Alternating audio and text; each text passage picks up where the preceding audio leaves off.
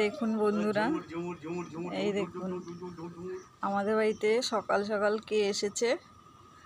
ও আমাদের এখানেই থাকে। দেখুন কত বড়, ওই দেখুন।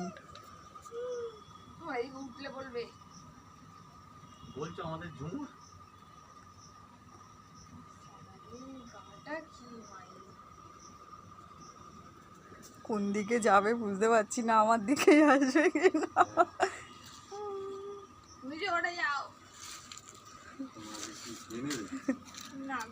খেয়ে নেবে না, কিন্তু সাপ জিনিসটা ছোট হোক আর বড় হোক ভয়ই লাগে।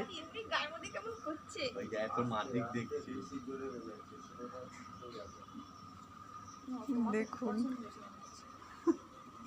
কিভাবে ঘুরছে, কোথা থেকে যাবেও বুঝতে পারছে না।